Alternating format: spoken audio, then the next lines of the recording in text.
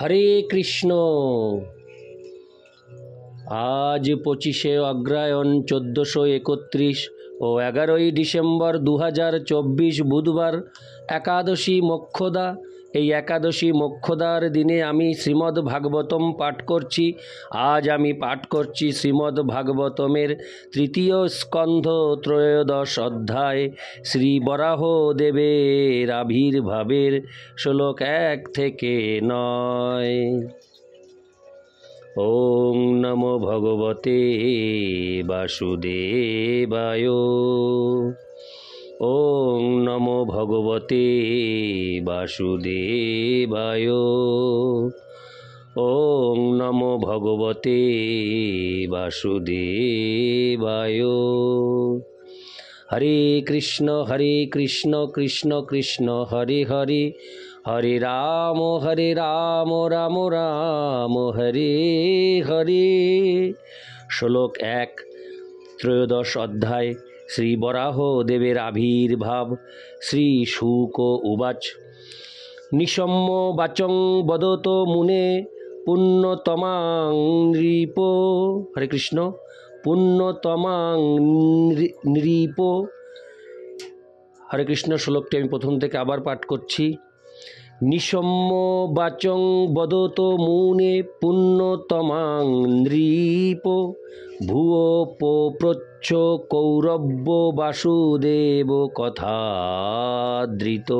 অনুবাদ, শ্রী শুক গোস্বামী বললেন, হরে কৃষ্ণ, শ্রী শুকদেব গোস্বামী বললেন, হে রাজন, মহর্ষি মৈত্রের কাছ থেকে এই সমস্ত পুণ্যতম বার্তা শ্রবণ করার পর বিদুর ভগবান বাসুদেবের কথা সম্বন্ধে প্রশ্ন করেছিলেন, যা তিনি আদরপূর্বক শুনতে চেয়েছিলেন। তাৎপর্য, এখানে আদৃত কথাটি অত্যন্ত তাৎপর্যপূর্ণ, কেননা তা ইঙ্গিত করে যে পরমেশ্বর ভগবানের চিন্ময় বাণী শ্রবণ করতে বিদুরের স্বাভাবিক প্রবণতা ছিল এবং নিরন্তর তা শ্রবণ করেও তিনি কখনো পূর্ণরূপে তৃপ্ত হতে পারেননি। তিনি আরও বেশি করে তা শুনতে চেয়েছিলেন, যাতে সেই চিন্ময় বাণীর দ্বারা আশীর্বাদ পুষ্ট হয়ে অধিক থেকে অধিকতর শ্রেয় লাভ করতে পারেন। ইতি শ্লোক 1। শ্লোক 2, বিদুর উবাচ, স বৈ স্বয়ম্ভুভ সম্রাট প্রিয় পুত্র স্বয়ম্ভুভ প্রতিলভ্য প্রিয়াং পত্নীং কিং চকার তত মুনে। অনুবাদ, বিদুর বললেন, হে মহর্ষি, ব্রহ্মার পুত্র স্বয়ম্ভব তার প্রিয়তম পত্নীকে লাভ করার পর কি করেছিলেন। ইতি শ্লোক 2।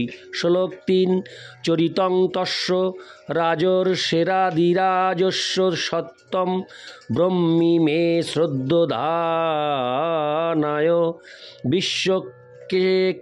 বিশ্বকেষ্ণাশ্রয় হস্যৌ।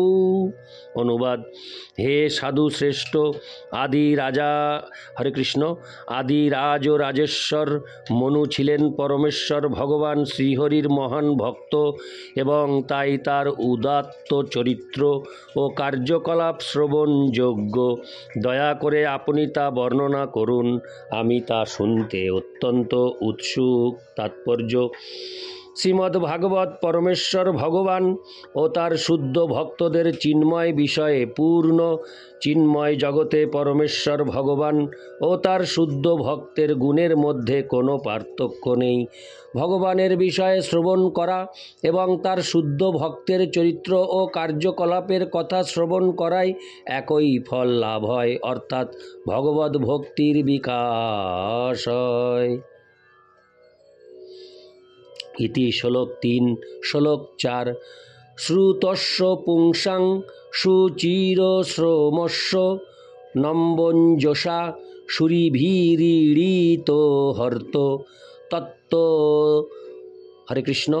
তত্ত্বদ্গুণানুশ্রবণং মুকুন্দ পাদারবিন্দং হৃদয়েষু যেষাম।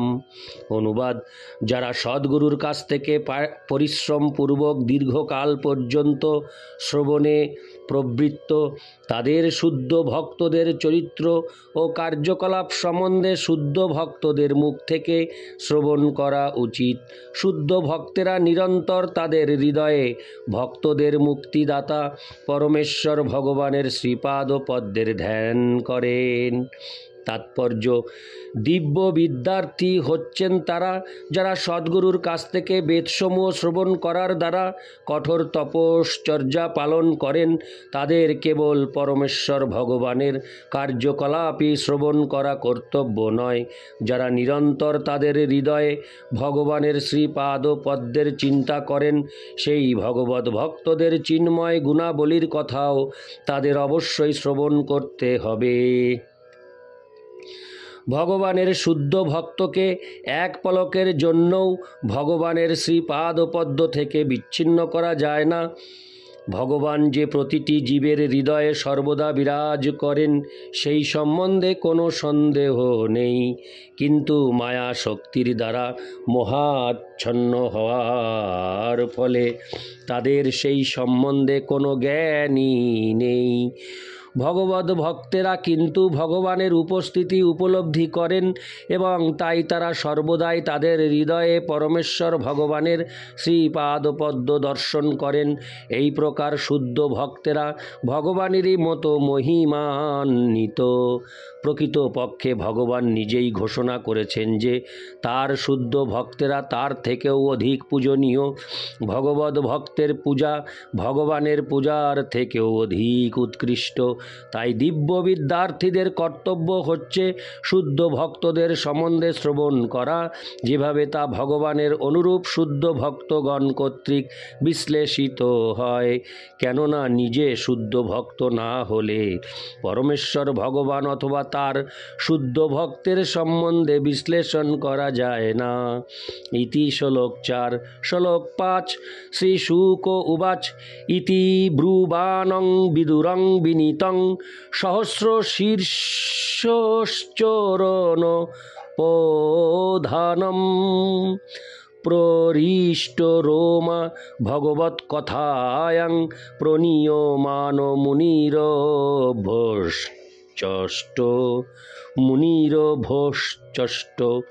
অনুবাদ: শ্রী শুকদেব গোস্বামী বললেন, পরমেশ্বর ভগবান প্রসন্ন হয়ে বিদুরের অঙ্কে তার শ্রীপাদপদ্ম স্থাপন করেছিলেন, কেননা বিদুর ছিলেন অত্যন্ত বিনীত ও স্নিগ্ধ। মহর্ষি মৈত্রেয় বিদুরের কথায় অত্যন্ত প্রীত হয়েছিলেন এবং তার মনোভাবের দ্বারা প্রভাবিত হয়ে তিনি বলতে শুরু করেছিলেন। তাৎপর্য: সহস্র শীর্ষ্ণ কথাটি অত্যন্ত তাৎপর্যপূর্ণ। যার শক্তিসমূহ ও ক্রিয়াকলাপ অনেক প্রকার এবং যার মনীষা আশ্চর্যজনক, তাকে বলা হয় সহস্র শীর্ষ্ণ। এই যোগ্যতা কেবল পরমেশ্বর ভগবান শ্রীকৃষ্ণের ক্ষেত্রেই প্রযোজ্য, অন্য কারো ক্ষেত্রে নয়। পরমেশ্বর ভগবান কখনো কখনো প্রসন্ন হয়ে বিদুরের গৃহে ভোজন করতে গিয়েছিলেন এবং বিশ্রাম করার সময় তিনি তার শ্রীপাদপদ্ম বিদুরের অঙ্কে স্থাপন করেছিলেন।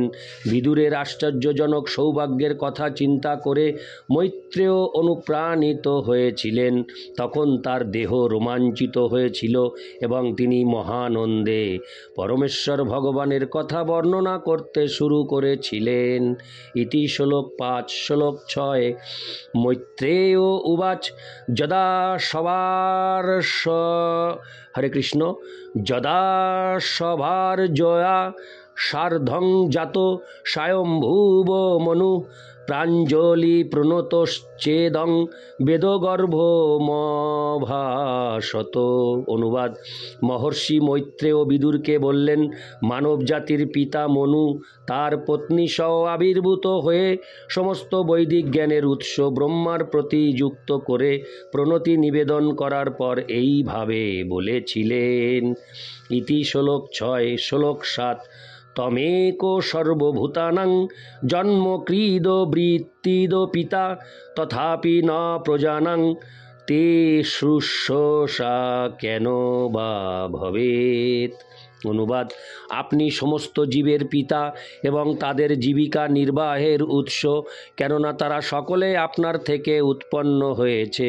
দয়া করে আপনি আমাদের আদেশ করুন কিভাবে আমরা আপনার সেবা করতে পারি। তাৎপর্য: পিতাকে কেবল তার সমস্ত আবশ্যিকতাগুলি পূরণ করার উৎস বলে পুত্রের মনে করা উচিত নয়। পক্ষান্তরে পরিণত বয়সে পিতার সেবা করাও তার কর্তব্য।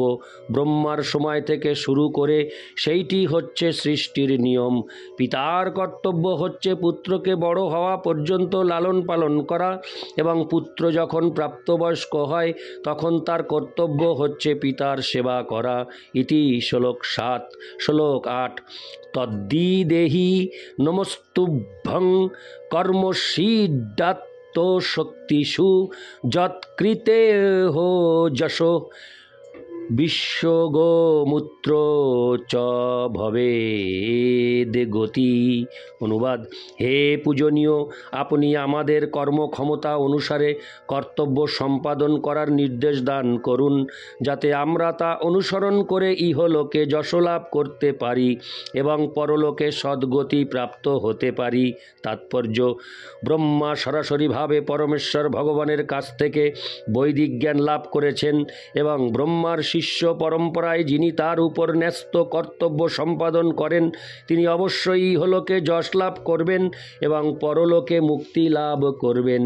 ব্রহ্মার শিষ্য পরম্পরাকে বলা হয় ব্রহ্ম সম্প্রদায়, এবং তার ধারাবাহিক ক্রম হচ্ছে ব্রহ্মা, নারদ, ব্যাস, মধ্বমুনি, পূর্ণপ্রজ্ঞ, পদ্মনাভ, নৃহরি, মাধব, অক্ষোভ্য, জয়তীর্থ, জ্ঞান সিন্ধু, দয়ানিধি, বিদ্যানিধি, রাজেন্দ্র, জয় ধর্ম, পুরুষোত্তম, ব্রহ্মণ্য তীর্থ, ব্যাসতীর্থ, লক্ষ্মীপতি, মাধবেন্দ্রপুরী, ঈশ্বরপুরী, শ্রী চৈতন্য মহাপ্রভু, স্বরূপ দামোদর এবং শ্রীরূপ গোস্বামী ও অন্যান্যরা, শ্রী রঘুনাথ দাস গোস্বামী, কৃষ্ণদাস গোস্বামী, নরোত্তম দাস ঠাকুর, বিশ্বনাথ চক্রবর্তী, জগন্নাথ দাস বাবাজি, ভক্তি বিনোদ ঠাকুর, গৌর কিশোর দাস বাবাজি,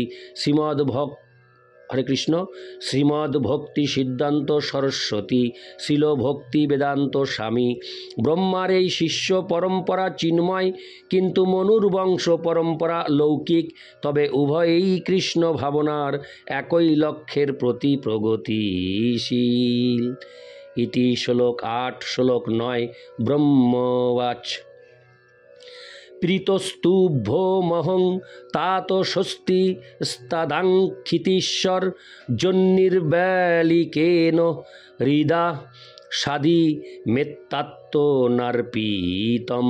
অনুবাদ: ব্রহ্মা বললেন, হে প্রিয় পুত্র, হে ক্ষিতীশ্বর, তুমি নিষ্কপটে আন্তরিকভাবে শিক্ষালাভের জন্য আমার কাছে আত্মসমর্পণ করেছ, তাই আমি তোমার প্রতি অত্যন্ত প্রসন্ন হয়েছি। আমি তোমার উভয়ের সর্বাঙ্গীন মঙ্গল কামনা করি। তাৎপর্য: পিতা ও পুত্রের সম্পর্ক সর্বদাই পরম মহিমান্বিত। পিতা স্বাভাবিকভাবে পুত্রের প্রতি শুভ ইচ্ছাপরায়ণ এবং জীবনে উন্নতি সাধন করার জন্য তিনি সর্বদাই পুত্রকে সাহায্য করতে প্রস্তুত, কিন্তু পিতার সদিচ্ছা সত্ত্বেও পুত্র কখনো কখনো তার ব্যক্তিগত স্বাধীনতার অপব্যবহার করে বিপদগামী হয়। প্রত্যেক জীবের স্বাতন্ত্র্য রয়েছে, তা সে যতই ছোট কিংবা বড় হোক। পুত্র যদি নিঃশর্তে পিতার দ্বারা পরিচালিত হতে চায়, তাহলে পিতা তাকে সর্বতোভাবে উপদেশ দিতে এবং পরিচালিত করতে 10 গুণ বেশি আগ্রহী হন। এখানে ব্রহ্মা ও মনুর পরস্পরের আচরণের মধ্যে পিতা পুত্রের সম্পর্ক অত্যন্ত সুন্দরভাবে প্রদর্শিত হয়েছে। পিতা ও পুত্র উভয়েই ছিলেন অত্যন্ত যোগ্য এবং তাদের দৃষ্টান্ত সমগ্র মানব জাতির অনুসরণীয়। পুত্র মনু নিষ্কপটভাবে তার পিতা ব্রহ্মার কাছে প্রার্থনা করেছিলেন তিনি যেন তাকে নির্দেশ দেন, এবং সমগ্র বৈদিক জ্ঞানে পরিপূর্ণ পিতা তাকে অত্যন্ত আনন্দের সঙ্গে উপদেশ দিয়েছিলেন। মানব জাতির পিতার এই উদাহরণ মানুষের নিষ্ঠা সহকারে অনুসরণ করা উচিত এবং তার ফলে পিতা ও পুত্রের সম্পর্ক উন্নত হবে। ইতি শ্লোক 9। ওং নমো ভগবতে বাসুদেবায়। ওং নমো ভগবতে বাসুদেবায়। ওং নমো ভগবতে বাসুদেবায়। হরে কৃষ্ণ কৃষ্ণ কৃষ্ণ হরে হরে, হরে রাম রাম রাম হরে হরে। হরে কৃষ্ণ।